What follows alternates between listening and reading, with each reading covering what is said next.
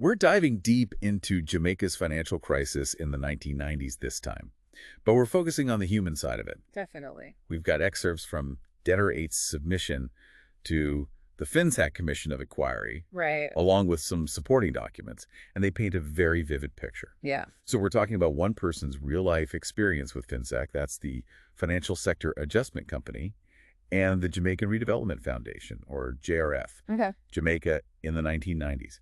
High debt, a big push for production. Banks like National Commercial Bank, NCB, Workers Bank, Century National were all part of this. It was a time of major economic upheaval. And what's really striking is how Debtor 8, in their submission, captures the impact of the government's high interest rate regime. Right, which was meant to control inflation and stabilize the exchange rate. Exactly. But Debtor 8 uses this very powerful analogy, comparing it to a tourniquet.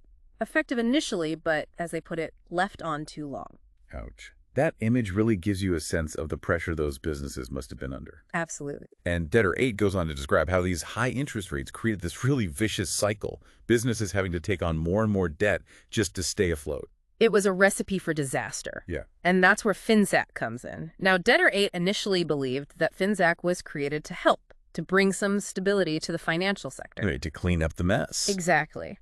But their experience, as detailed in the submission, raises serious questions about transparency, especially when it comes to the transfer of debts to FINSAC and later to JRF. And the lack of communication about it all. Absolutely. Imagine, for a moment, being denied the chance to even verify if your own debt amount was correct. That's incredibly frustrating, just to Nightmare. not even know. Yeah.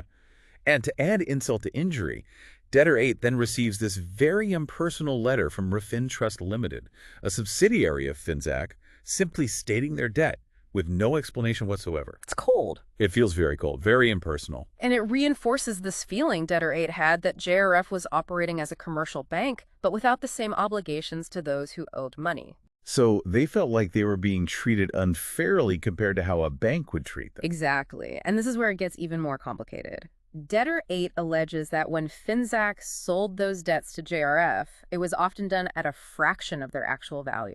Really? Sometimes as low as 17 cents on the dollar. Wow. They even claim that some debtors who offered to purchase their own debt at a higher price were turned down. That doesn't seem right. It makes you wonder, who benefited from these deals? Was it truly in the best interests of the Jamaican taxpayers, as was often claimed? These are the questions that Debtor 8 raises. So were taxpayers really getting the best deal as promised? Or was it? Who is it benefiting? Exactly. It's unclear. And then the story takes an even more personal turn because Debtor 8's case involves a debt that was secured using their elderly parents' primary residence without their knowledge. Oh, wow. So their parents had no idea this was happening. It seems not. Imagine the shock, the betrayal. This wasn't just about business debts. This was deeply personal. That's heartbreaking. It sounds like their parents were completely caught off guard. Absolutely. And what follows is this really frustrating and confusing journey as Debtor 8 tries to navigate this complex system, seeking answers, trying to make sense of it all.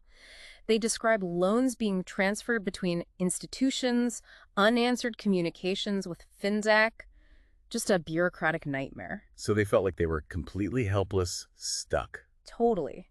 And that feeling, that lack of control, is a key theme we see throughout Debtor 8's submission. It's like they were drowning in paperwork and procedures. Exactly. And that sense of being overwhelmed, of not having any control, that's a major theme that emerges from Debtor 8's story. Right. It's clear they felt very much at the mercy of these institutions, FINSAC and JRF. Like they were just a number in the system. Absolutely. And remember how JRF acquired those debts in the first place? Often at a steep discount, right? Yeah, like 17 cents on the dollar, sometimes even less, if I'm remembering correctly.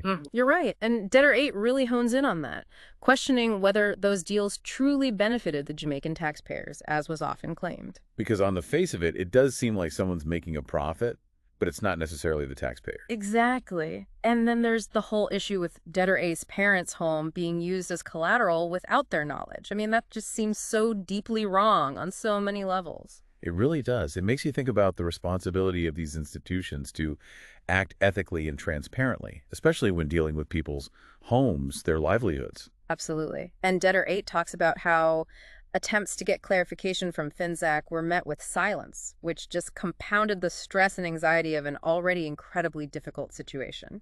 So they felt very much alone, left to deal with this incredibly complex and confusing situation on their own. Yes, very much so. And they describe going to great lengths to gather documentation, to navigate these processes, only to hit constant It's roadblocks. like a maze with no way out. Exactly. They felt trapped. And remember, all of this is happening against the backdrop of a national financial crisis. Right, so it's not just their personal struggle, it's like the whole system's in a state of upheaval. Exactly. And that just adds another layer of complexity and uncertainty to their already difficult situation. So what do? Did they just give up? Debtor 8 was determined to find a solution, a way out of this mess. They felt immense pressure, imagine, knowing your elderly parents' home is on the line. And remember, this was their family home. It held emotional significance as well. Of course, it's more than just a financial asset. So what do? How did they try to take control of the situation? They felt they had no other choice but to seek a legal solution, to request permission from the court to sell the Westmoreland property in order to settle the debt. So go through the courts to get permission to sell their own property. That seems... It was a last resort, a way to try and take back some control, to find a resolution. And did it work? Was the court sympathetic to their situation? This is where the story takes another, and unfortunately heartbreaking, turn. After a grueling 3-year wait, JRF rejected their offer. 3 years.